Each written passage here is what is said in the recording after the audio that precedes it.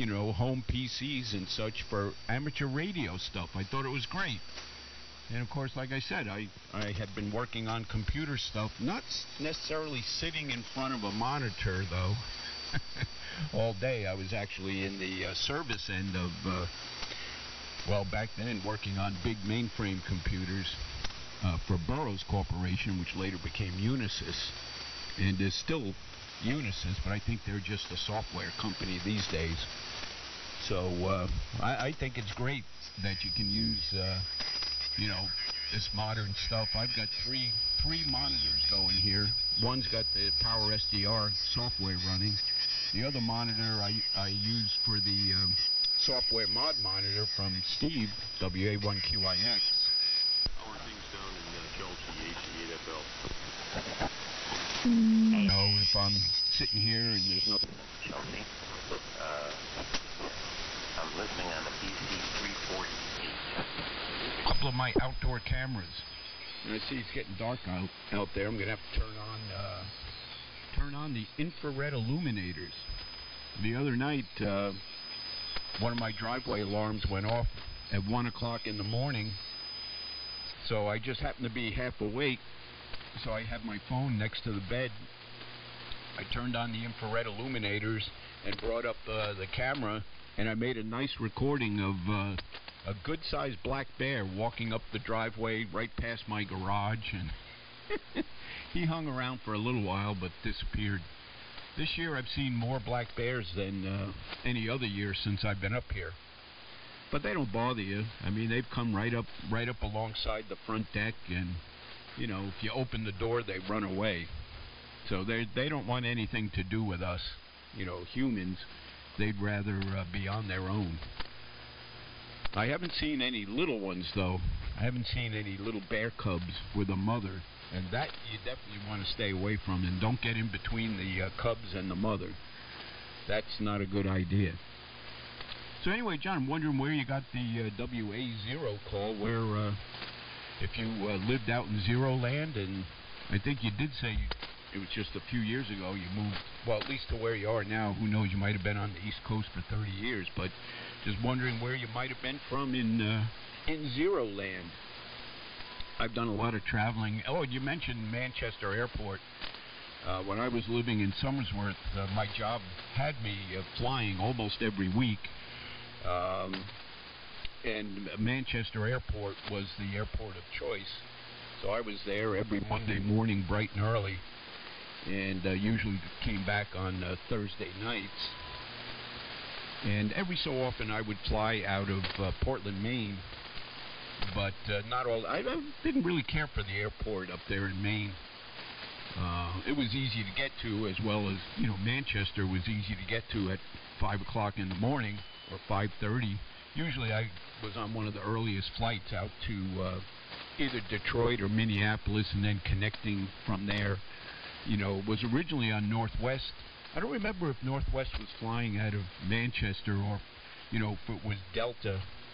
I know I flew on Delta, but years and years ago when I lived down in New York, I would fly out of White Plains, New York, and then after 9/11, that airport, they made a lot of changes, and it just didn't work out as well, so I was flying out of LaGuardia in New York City. So, yeah, I would do over 200 flights a year for many years, and I was happy when that stopped. Anyway, so I wonder where you might have been from in Zero Land, if you were. I mean, some people get calls, you know, for areas they're not in. When I moved up here from New York, I did, you know, I switched to one calls. I had 2 calls when I was in New York and New Jersey. Originally from New Jersey, lived in New York for 25 years, and have been up in New Hampshire now for about 16 years. So there you go. Anyway, back to you, John. Where are you from? If not from New Hampshire originally. WA0STX W1LLY. Yeah, WA0LY. This is John, WA0STX, coming right back at you. And I keep looking at your call written on my pad of paper here, and it looks like the word Willie. And I have cousins named, their last name is Willie, and I also have cousins with the last name of Willie. So anyway, this is this call sign going to be kind of confusing. Anyway, I digress. Where do I actually hail from? I come from how do I say it? I'm not going to say the great state of Missouri because it's not a great state anymore. But no, I grew up in St. Louis on the north side. And St. Louis, when I was coming up, was really a technology center. Okay, you had McDonnell Douglas, you had Boeing, what else did you have? You had Mallinckrodt, you had Monsanto, it just goes down the line and everything. And of course, all that went away when they found labor for 5 cents an hour in South America. So many of the good, better jobs went away. At least that's my opinion of it. But no, being in Zero Land, I actually got this call when I was 7, I believe, and I was like 12 years old. And my dad had built it. He was a Navy. My dad was a naval electronics guy, but by education he was a research chemist. And but he loved building radios, hated to operate it, so it worked out pretty well. I got to take it, whatever he started playing with, and nothing went to waste. Put it that way. And I remember, but the big reason why is my mother was Russian, half Russian, and she liked to listen to Radio Moscow, which she'd get up and start screaming and yelling at the radio, singing those GD Bolsheviks. To hang them all, her family were all the monarchists, if you will. I guess they bad people, I think, because they had some money, they knew how to read. That's the best that I could use from it. So it was interesting because every now and then there were, excuse me, yeah, what's that? Oh, okay, thanks. Anyway, to make a long story short on that one, my dad basically built the car so she could listen to it because the signals were really quite a presence on the upper end of the 40-meter band. And so, anyway, that's how that happened. And I basically ended up here in the East Coast right after about 2005, 2006. My parents passed away, and there was a job situation. I mean, Anheuser-Busch was. They went to drink their beer, but they went. But you have to. How do I say it? They went to drink their beer, but they didn't want to take it hard. So they prefer to find somebody on a visa that works a lot cheaper. So he thought he said the heck with it, and he came out here, and I took a job in how do I say it? The government up in D.C. And I had a couple other comments. I mean, I went to write things down so I can at least make them legible. But at any rate, so real good on your work on Burroughs. Burroughs had a pretty, Unisys had a pretty big footprint in the, what would you say, the government sector. But my wife and I both started out in the 70s just like you did. And I think my wife was like the first math major that graduated from the University of Missouri St. Louis. And then basically, St. Louis also had a lot of academia at Washington University, which generally speaking was for the Jewish population back in the days of overt racism. And then the Catholics, what generally speaking, if you get in, you try to go to St. Louis University where the Jesuit school.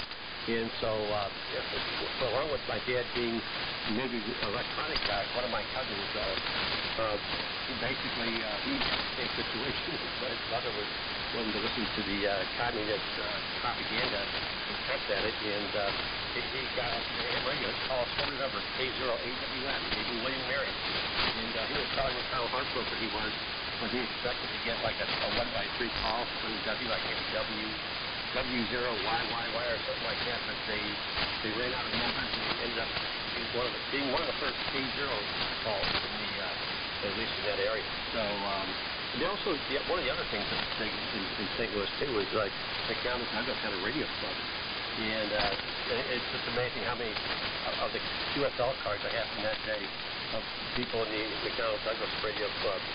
And I'm trying to think. That's another thing that was I kind of missed because we used to go up there right off of Lindbergh Boulevard and watch the F4s and the F-15s come out of the what do you call it, the hangars, and come out and almost go straight up vertically like that. It's really a cheap thrill. W1LLY, WA0STX. Okay, John, very good. WA0STX, W1LLY, 100% copy, no issue.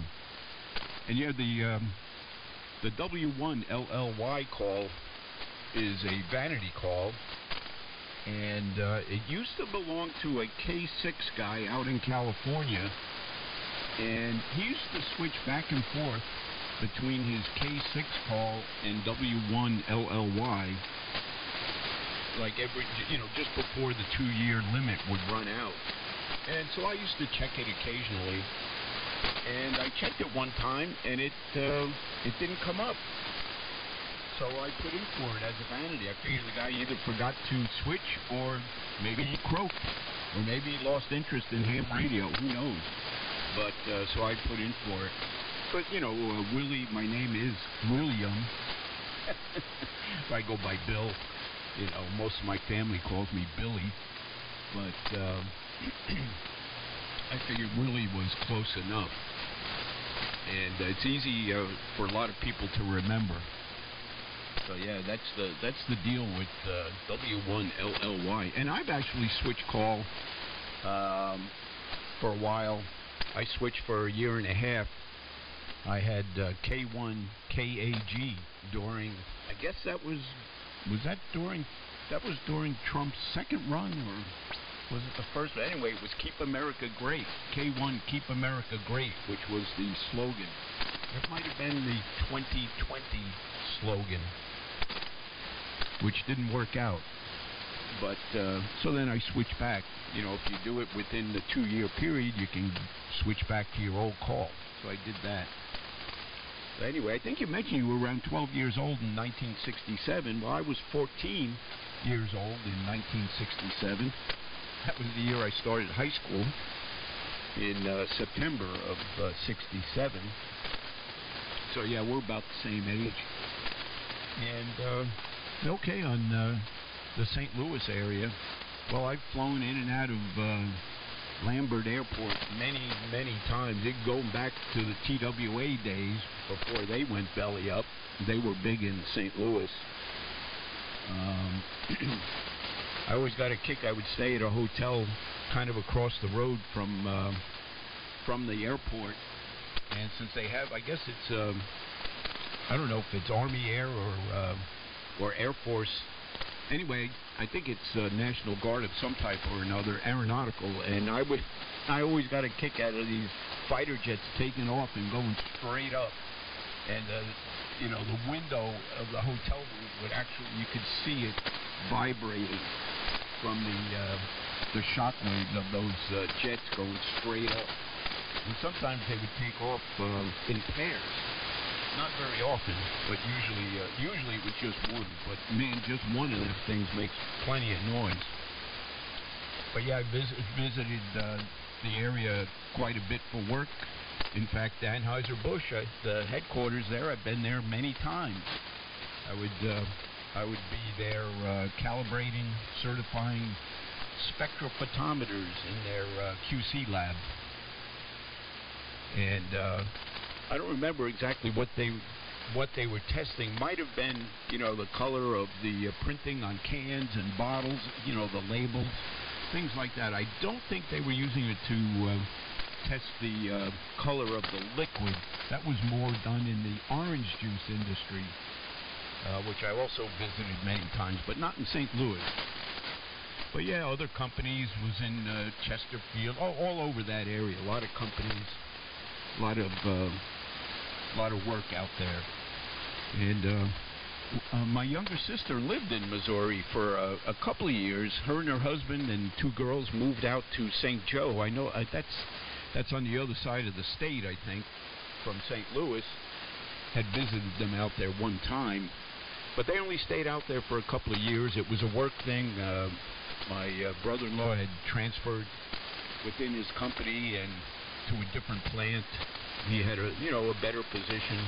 They had been living in Pennsylvania, so they moved out there, and they didn't really care for it. So they came back east after a couple of years, back to eastern Pennsylvania, north of the Philadelphia area. And you mentioned Washington D.C. My middle son, who was in the Marines, he works in D.C. He's contract IT. He had been working in the office of White House Counsel, and he changed companies, and he now works as contract IT for the Capitol Police. So he's in D.C. every day, and lives out close to Dulles Airport. However, he commutes in, so it's a little bit of a trip, but it's worth the while. He's making good money down there, doing what he's doing. He's got his degree, a couple of degrees in IT, computer networking, and cybersecurity. So he took full advantage of the GI Bill, and it started while he was still in the Marines. He was taking remote courses when he was 2 years in Okinawa, and then when he came back, he was in the big base there south of D.C., Quantico. That's where it was, Quantico, and he was taking courses while he was there. And he got 2 bachelor's degrees, all on the GI Bill, which was good. And he's taking advantage of that now.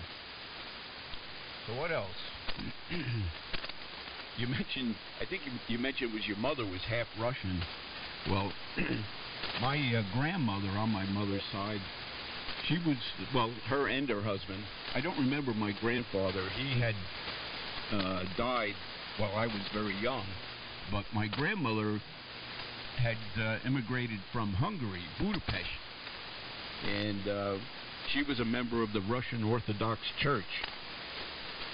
I don't remember her ever saying anything about the Russians, but boy, she made some great pierogies and stuffed cabbage, glumpies. I don't know, maybe your mother made stuff like that. She also she would make red cabbage, and also my grandmother is the one that taught me to use horseradish with red meat, like with steak. Make a little horseradish sauce with a little sour cream and prepared horseradish. So there you go. So yeah, it all sounds good. So yeah, St. Louis. Yeah, I spent a lot of time in that area.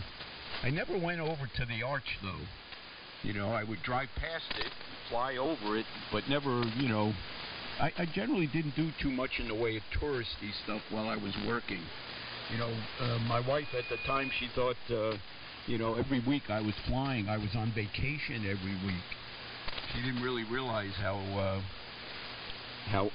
unhappy a person can be when they're traveling by air every week. And it was almost every week. So, anyway, that was then and this is now. So, anyway, back to you, John. I'm going to bail out. Probably going to run downstairs, get something to drink, and maybe come back up here a little later, see if some of the guys are around.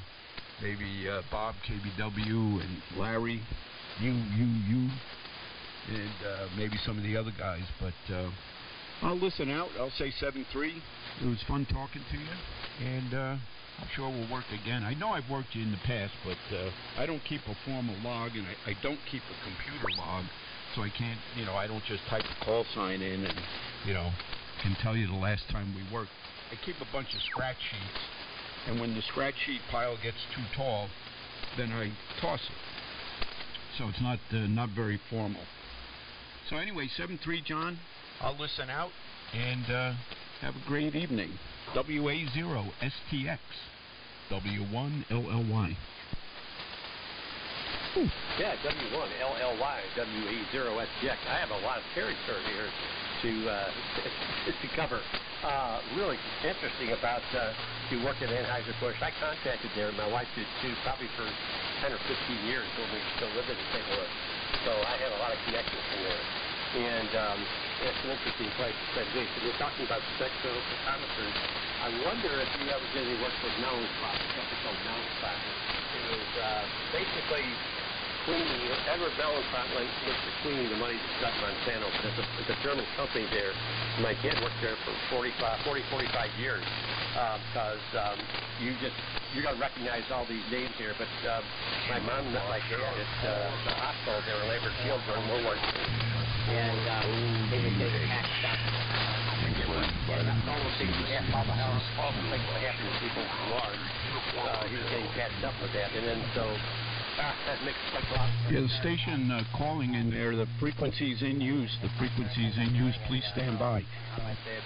And my grandmother, by the way, she also had the Cyrillic, how do I call it, the Eastern Rite, not the Catholic, but the Eastern Rite catechism or so on and so forth. And she had to go through whether that ritual is the transition from Eastern Rite over to the Catholic Church in the U.S., which is what my understanding is you wanted to be in, as people, it elevated your status. This is why I was born when I was a kid. So by my mom, how all that stuff happened. But at any rate, that's interesting, and I wouldn't be surprised if you didn't do calibrations at Mellenspot. How do I say it? You didn't hear much about it, but they were a pretty big presence for at least 100, 150 years in the St. Louis area, in that area, downtown. What else have I got here? Real good on your son, getting his 2 degrees and being an ex-Marine, and well, he's making good money right now contracting, but when he finally gets a little bit older and a couple of, how do I say, gray hairs and things, he probably want to look for something a little more permanent. I would recommend the agency I work for. I work for the Sergeant at Arms, and this is like my second tour of duty. I actually retired from him 5 years ago. I have to get the calculator out. But at any rate, I probably walked right by him Monday when I was working there. He probably knows all about this. They dragged us in there for an hour and a half seminar on how to tell somebody's pulling your chain. And, they're all practicing. You'll record this little kind of like this is all kind of software stuff that everybody would know. Anyway, I've got to shut out otherwise. I may have to go into the office tomorrow morning and defend my this and stuff. So, what else do I got here? I'm getting tired too, Bill. That's something that can be done at 3 o'clock Monday. So we're going to have to listen to complain about that for a couple of days here. So, real fine business on him being close to Dulles. We used to live right there in Loudoun County before we moved back, before I retired. So we're pretty familiar with that area. So, and you mentioned nothing about I'm going to have to place. If you're a math person at all, and you read about Dr. von Neumann, who was a Hungarian Jew, and there's a couple other names that are very, very famous. And these guys basically, made all these incredible discoveries and about numerical stuff. And all these things that came out come right out of that country. So, I think you're trying to get away from the radio and probably grab a cup of coffee or a beer, so I'm going to make this sharp. But my mom was probably the worst cook. I mean, she's a fantastic lady, And she was such a bad cook. I still to this day cannot trust her. Because it reminds me of what Bob tried to do. And my grandmother, to skip the generation, she made excellent food. I would have probably gained 100 pounds. But anyway, let's brought that up. Bill, I really enjoyed this immensely. Go back into your memory, your memory, and see if you ever did any work for Mellenspot, Mallintkrodc. So anyway, I got some stories about that place for another day. You can go ahead and tie ribbons on it, Bill. W1. That is a W1. Let me make sure that it is. W1LLY, WA0SX. I enjoyed it immensely. Take care, Bill. Yeah, okay, John, WA0STX-W1LLY for a quick final here. I mean, that company name sounds familiar, but I haven't done that work since 2011, so it's been a couple of days. And I had, I used to go every week to different companies in different states. Been to 49 of the 50 states. I had never made it to Alaska, but so I traveled mostly the lower 48. I've been to Hawaii twice on vacation, but not for work. But the other 48 lower states, been to every one of them. And only a couple of those were vacations, like Montana and Wyoming. Those two states I never went to for work, but every other of the 46 other lower states I had been to for work. So different companies every week. You remember Anheuser-Busch, Budweiser. I've been to most of the breweries, St. Louis, Newark, New Jersey, down here in New Hampshire. What the heck's the name of that town? Anyway, I think that's also where they keep the Clydesdales, is in New Hampshire. And Lancaster, I think Lancaster, California, I think that's the town. So I've been to most of the breweries, and also been to the can companies. And I'll tell you what, you go into a company that is producing cans, and the QC department is a cubicle in the middle of the floor, and there's all of these conveyors with cans moving at very high speed. It's one of the loudest places I've ever been, and of course they don't even let you enter that area without a helmet and hearing protection and eye protection, but you have to walk through it to get to the lab. And every so often you'd see a can come flying out of the high-speed conveyor, and go bang, bang, bang, bang up against the windows of the lab. A lot of interesting stuff. But yeah, a lot of those places making cans for Anheuser-Busch and other companies. But been to a couple of those, and that's very interesting. So there you go. All right, John, I'll say 7-3. We'll catch you again. There's some stations keyed up right on frequency. I find it hard to believe they can't hear me, but I guess they figure it's their frequency. And just for a few seconds, they gave you a run for your money, but they faded back down, I guess. And your signal came up, which was a good thing. Anyway, 7-3, John. I'll talk to you again soon. WA0STX-W1LLY, 7-3.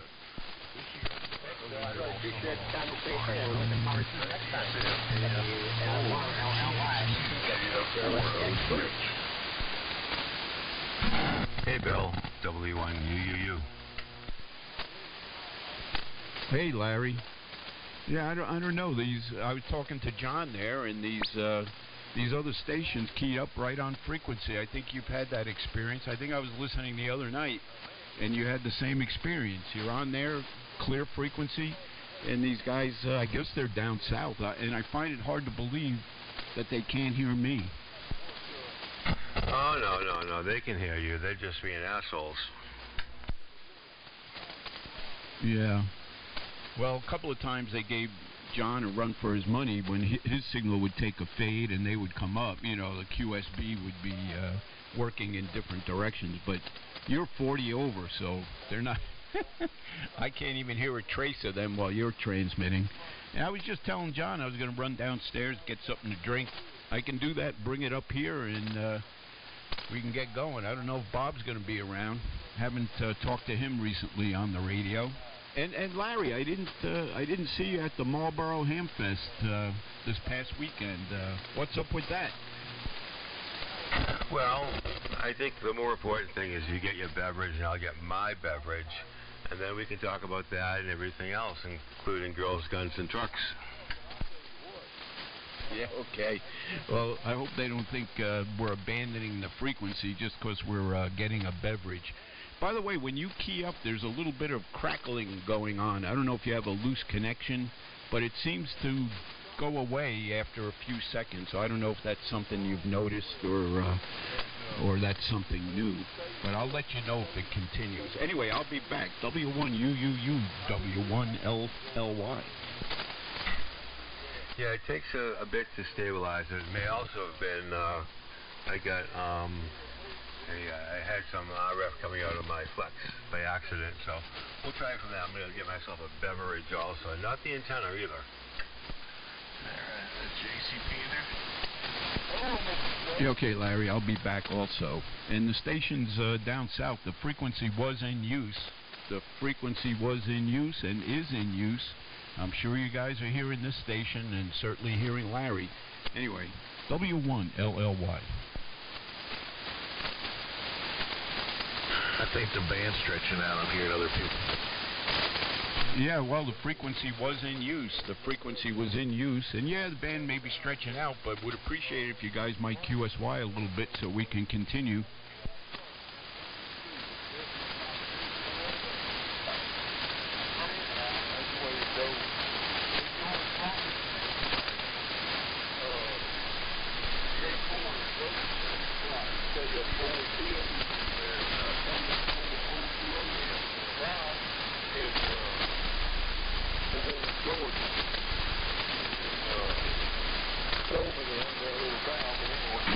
And this is station W1UUU standing by. There's a modulation here. Radio, ABCD, ABCDEFG, 1, 2, 3, 4, 5. WA1QAX from W1UUU, WA1QIX from W1UUU. Are you there, Steve?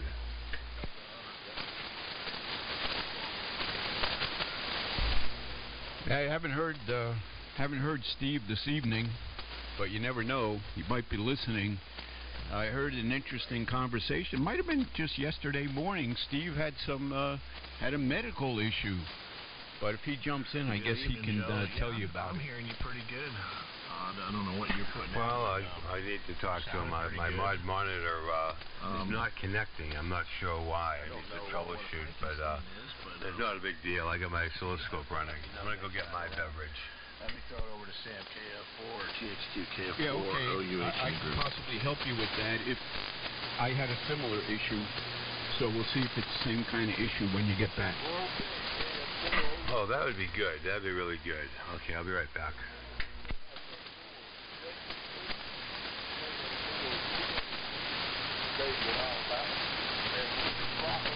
I wonder if Bob's out there. K1KBW. K1KBW, W1LLY. I think I'll send you a text. I think I'll send you a text while I'm calling you here. Very simple, a very simple text. 3885. And there it goes. Off into the ether. K1KBW, W1LLY. That Rotten Ether and the Samoan lawyer and what else did Thomas talk about there? That was a wild book. Fear and Loathing, 1885.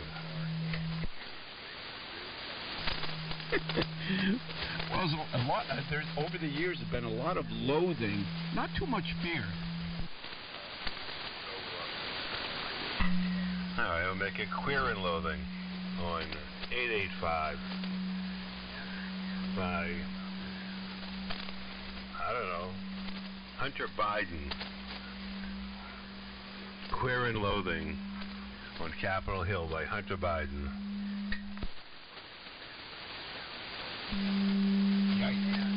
So Larry, when your mod monitor doesn't connect when you start the program, do you get an error message? Yeah, I think the band was yeah, it says stretched out, data of course, something. when the sun Let me went down. climb over to it right now. If you want to, And see, it's open now. I don't see an error here. I see the mod monitor, and but it's doing nothing. Oh, okay. So you get the display with the two analog meters and maybe the bar graph, depending on how you have it set. 3880. So Yeah, maybe the USB connection came loose, or the RF pickup, the connection from there might have come loose. But I mean, the other thing it could be is in settings. There's a couple things. You have to let the your sound card know. Is it the sound card? No, it's your sound settings has to do with it. Also, if you're running Windows 10, you have to allow apps to access your microphone, because it considers the input a microphone. Well, I've been through a lot of that. I'm going to go into my settings right now, because I do miss it. It's a different computer, but it did work right after I set it up. I'm going into, let's see where my sound settings here. Open volume mixer, we'll do that one first. So the output device is not correct right now. No input found. Okay, so that's interesting. Today it's not showing up as an output device. I'm going to remove and reset that USB. Oh, yeah. Yeah, you, Bob. Let me look down here. Yeah, that's me. K1KBW. Oh. Well, you have a mirror in your lap? No. Okay. And yeah, Larry, I know you're trying to figure that out. I was at the Marlboro Ham Fest this past weekend. Was really, really good. Was just there on Friday and Saturday. We all left on Saturday late afternoon. Didn't stay for Sunday because it's usually a ghost town on Sunday. But usually I see you there, but not this time. Nope, not this time. I was gonna meet a buddy of mine there, and just changed plan midstream. I was just all kind of burned out. I got a new shoulder it's gonna get put in pretty soon, and trying to get a bunch of stuff done around the house here before that. That did not open up the USB. So that's a different issue. I used to do that. So I'm going to restart my computer, and I'll be back momentarily. And hi, Bob, K1KBW.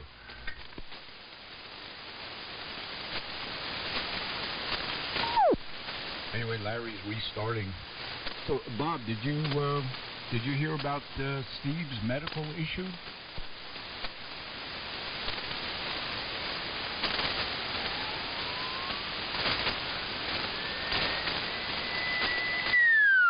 Well, Bob's either making a cup of tea, getting something cold out of the fridge, or hitting the command center.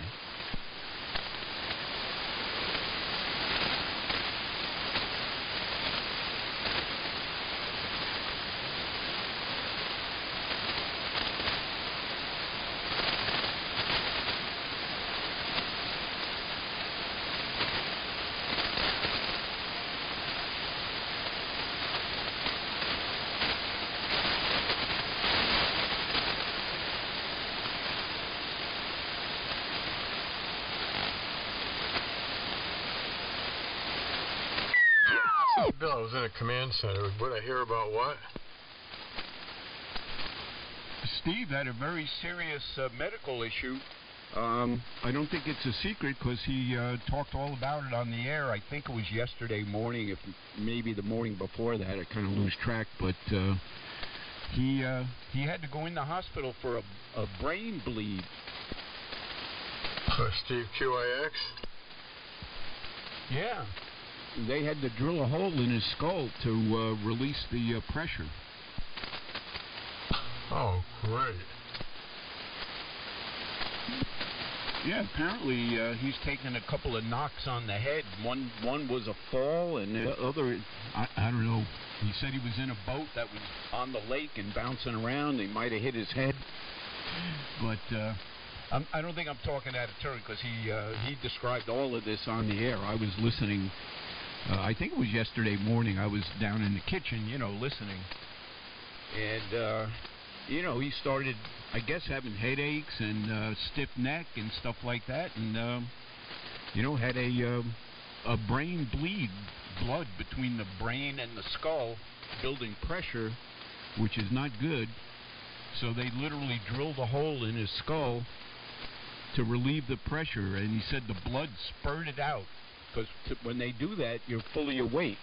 I mean, you're anesthetized locally, but, man, between his heart and his brain, I'm surprised he's still walking around. I guess he's got a bald patch on his head now. Well, he said it was like his forehead, but probably above the hairline. Steve hasn't gone bald yet, so he's probably got a bald spot. Yeah, boy, that ain't good. Boy, I'll tell you. Wow. Jeez, if, man, I'll tell you, he ain't been doing too good lately. Plus a heart attack, and man, that's not good. Yeah, he probably got hit in the head by that pickleball a few times. Yeah, I was going to say, he should stop playing pickleball.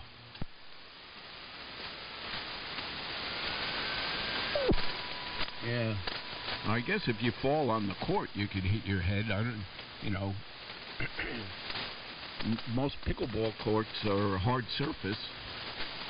So I don't know. I don't know if he fell there, but he did say he hit his head a few times. Poor Steve. Yeah, well, that'll do it, hitting your head. Jeez. I've been busy. I was on the air.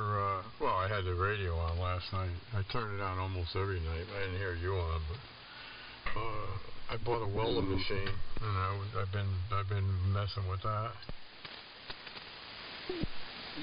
Yeah, I think I heard you talking to Larry about that few nights ago. I don't remember exactly what it was, but was listening down in the kitchen, and. So yeah, you got to get back into welding. I don't know. I've had to have a couple of things repaired, and I don't have a welder. But when I was down in Somersworth, there was a welding shop right down the road. Well, it was in Dover, so it was like 5 or 6 miles down the road, but on the exact same road. And I brought these couple of items down there, and boy, they did a really nice job. And actually. You know, after doing the welding, they spray painted the assembly, you know, I guess with a primer. And so that I could repaint his back. That was an actuator lever for my rototiller. And something else. I'm trying to remember what the other thing was. Probably something to do with the lawn tractor. But I know the one was the lever, the actuator for the rototiller. When you want to drive it, you push the big long lever down. And that had, over the years, started to come apart. Because it's a long rod, and it's attached to a metal block, and that's where it started to separate. They did it's beautiful, looked better than new.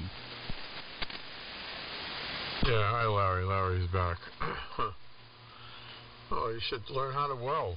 Pick up a welder, they're cheap, $123. MIG. Oh, your transmitter's cutting out. Yeah, I get it. I started doing that last night on overloads, doing it again tonight.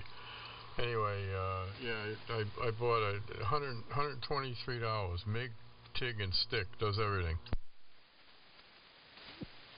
Yeah, I don't really have a use for it, you know. You know, it's something like that.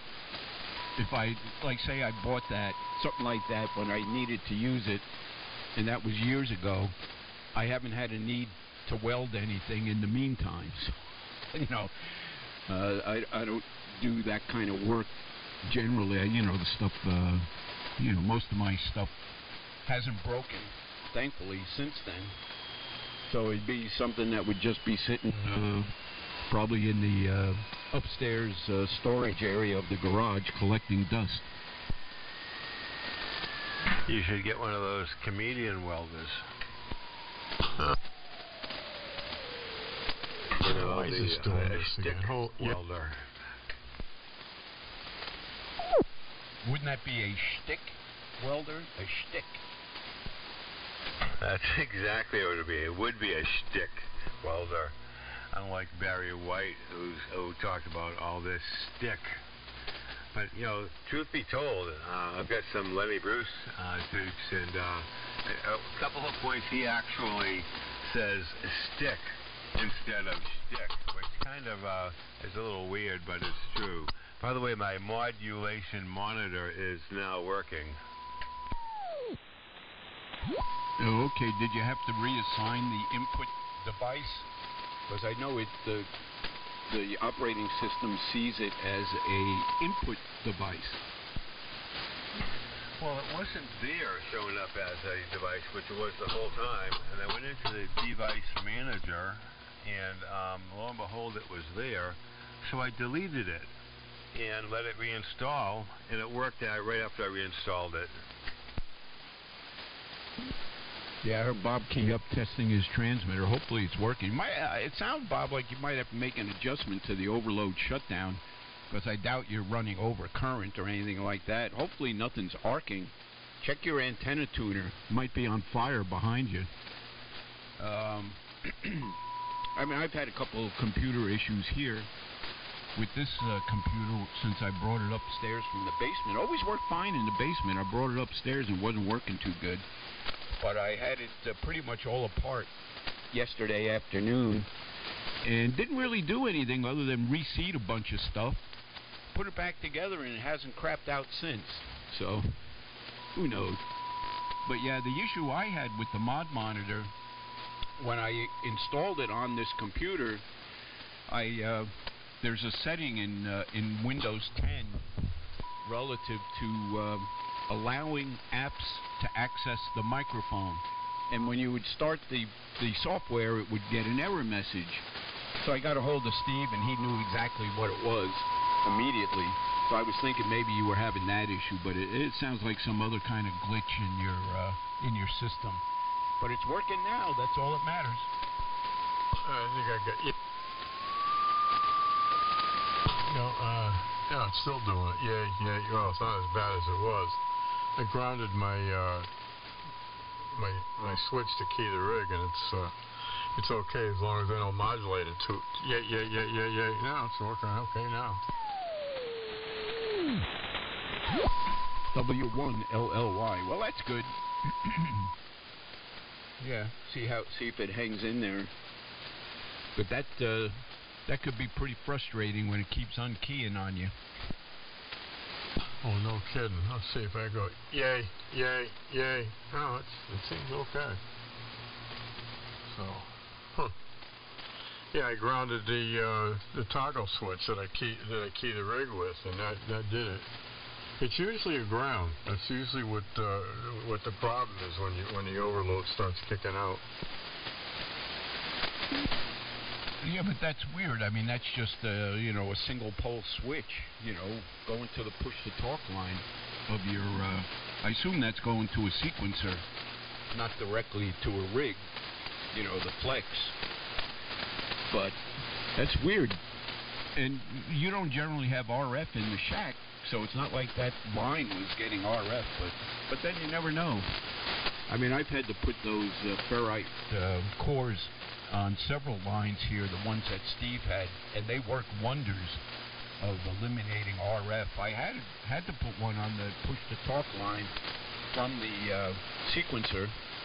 I also had to put a couple on lines that go to my outdoor sensors of the weather computer, because, they're up there in the air, not real close to the antenna, but they're up there above the roof, so they're relatively close to the antenna, and they were picking up RF. But I put those cores on, man, no RF in the weather computer, and no RF into the sequencer. Oh, yeah, stop with the cores, because it's not that. You put a core on your keying switch. All I did was I grounded it right to my tuner. I got it the switch, because I got two keying switches. One's over by the transmitter, which isn't that far from the antenna tuner. So I just run a jumper cable from the a ground cable from the tuner to the can switch, and that stopped it right there. Well, it didn't stop it, but it just did it, kicked out again. It cut it way down. ZS2. Yeah, hey, there's Manny. How you doing, Manny? Well, you know, I added a switch. Whoops. It's not a, a switch like yours, which is, electrical, regular on-off switch, like a light switch. I added a toggle switch mounted on a plate in an electrical box on the front of the table here, kind of far over to the left so I don't hit it by accident. And what I use that for, I don't use it for keying up. I use the foot switch, but I use that if I want to stay keyed up and I'm checking something or moving something. Because here I can switch it up and take my foot off the foot switch. You can hear the foot switch, but I have that switch on, so it'll stay keyed up. So there you go. I took a hint from your operation, so I can keep it keyed up without the foot switch. Anyway, hello, Manny. Go ahead. Yeah, hi, Manny. There you go. Anyway, I'm on a rig that I've been working on a few days, and I'm sure it sounds horrible. I'm on a 902 DM.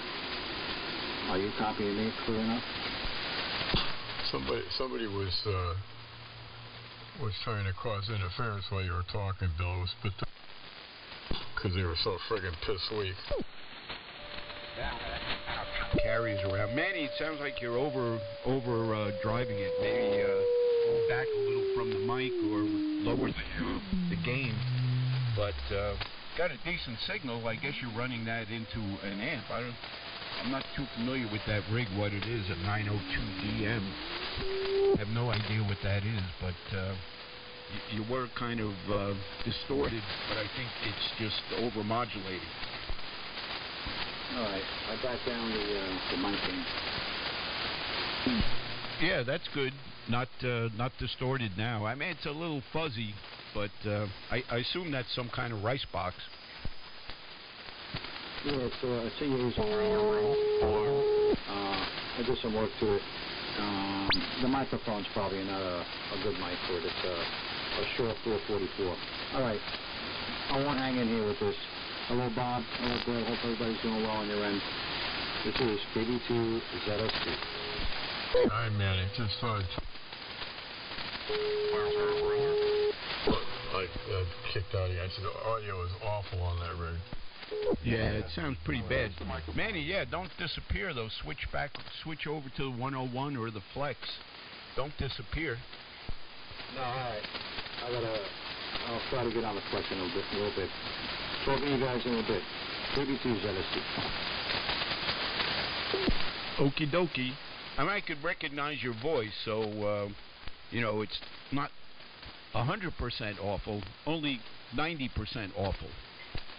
I should have expected that from you. All right, catch you a little bit. KB2 ZS2.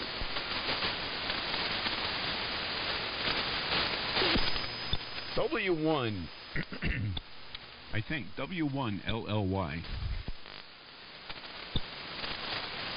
And W1UUU. I have not changed my logo, and if it looks like a white man at a restaurant, so be it. Yeah, Uncle Herschel. I think that they actually said that that guy was related to the founder's family. He was the uncle or some Uncle Herschel. Well, they went back to the original logo. They're switching back. All Trump had to do was tell them they were stupid. What? Herschel? Herschel Cohen? Herschel Stein? Which Herschel? Yeah, they listened to Trump, didn't they? No, their stock plummeted. Other people. Yeah, I don't know. Maybe it was Herschel Smith. I don't know. But, yeah, they're switching back. The problem is their remodel of some of the places looks awful. I've been in several Cracker Barrels around the country. I wasn't a regular customer, but this woke broad with the Rachel Maddow glasses she made it look modern and sleek inside, which isn't what people go to Crackle Barrel for. Well, she wanted to make it look more woke to the brand. A lot of free publicity, and in the end, that's probably a good thing. Yeah, she wanted to make it more woke, or what do they call that? DSI or whatever the hell it is. Yeah, DEI. Yeah. Oh my God. I was going to comment on what you said, Larry, but now I forgot what you said. Oh, what did you say? I said you put the fish on the right and the profits on the left. Cut out the middleman.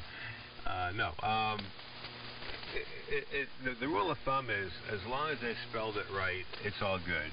In terms of publicity versus promotion. Promotion you pay for. Publicity is free.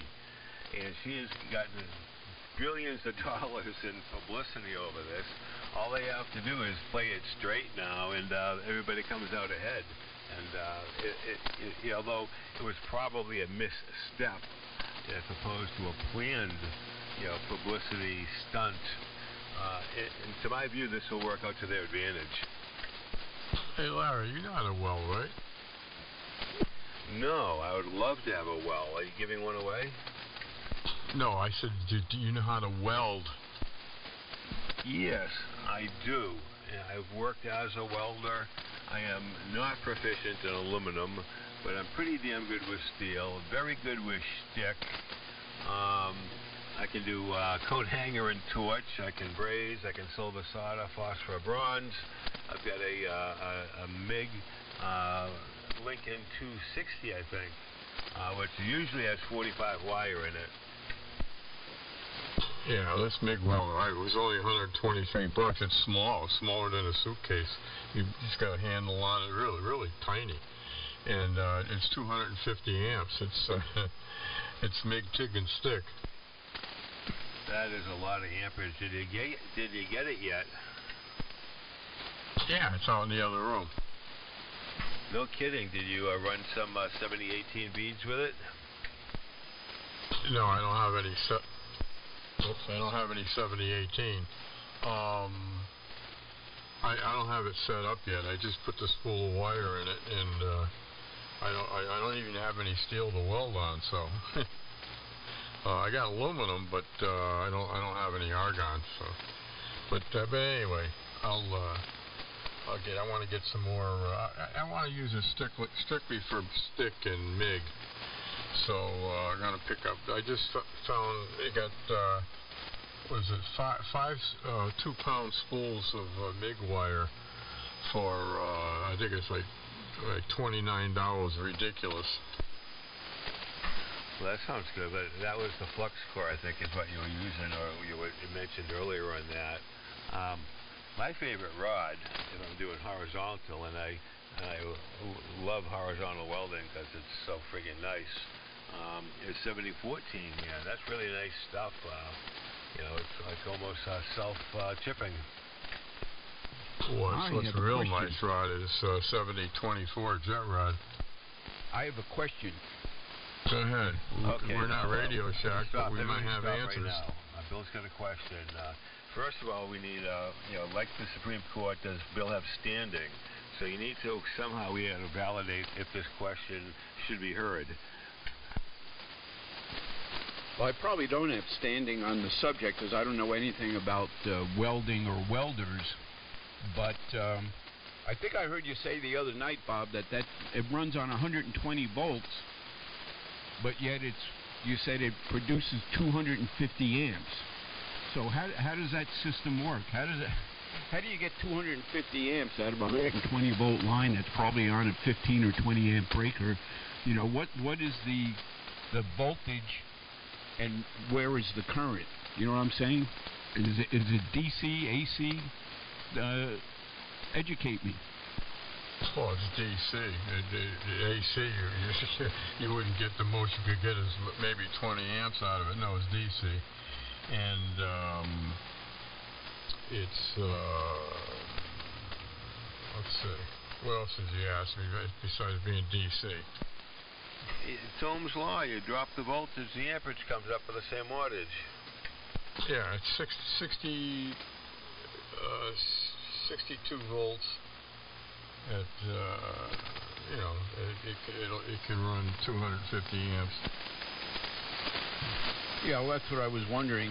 You know, it's using a DC voltage at high current, but if it's 62 volt, well, I get, you know, AC is RMS. I would think the voltage would be lower to be able to produce that kind of current, but I don't know anything about the circuitry in one of those things and how they do it with transformers and drivers. I assume they use some kind of solid-state devices to produce the current. But anyway, all very interesting. Yeah, I think they use FETs. I think they use FETs. Yeah, you guys doubled. Bob said they use FETs, so yeah, that makes sense. You know, to produce high current at low voltage from, you know, from a relatively low current AC line. I always thought the welders ran on 240, but I guess, well, let's say a big welder, you know, running on 240. What kind of current do they produce?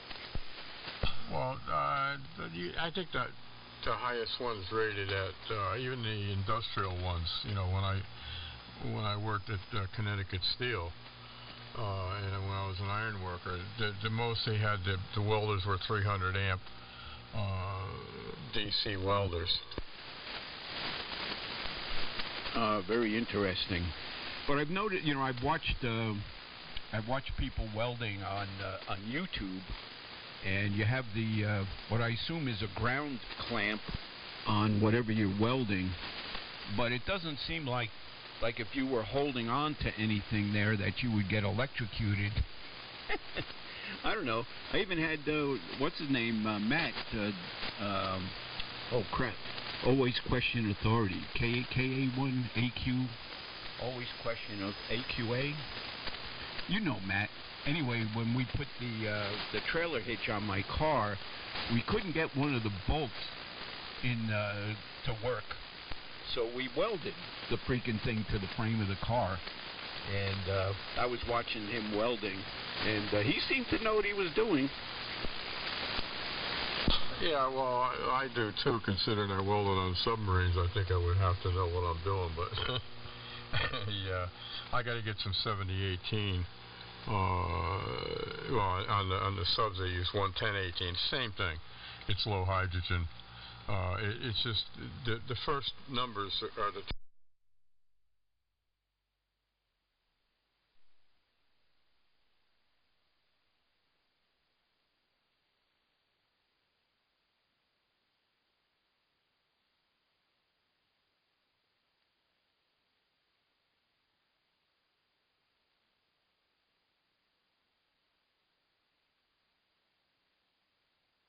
It with 120, so the weld is stronger than the base metal, and that's the right way to do it. Yeah, that makes sense that you'd want the welded joint to be stronger than the metal. Well, you know, SpaceX, well, they launched their big rocket yesterday. They had a couple of anomalies, but it was overall very successful flight.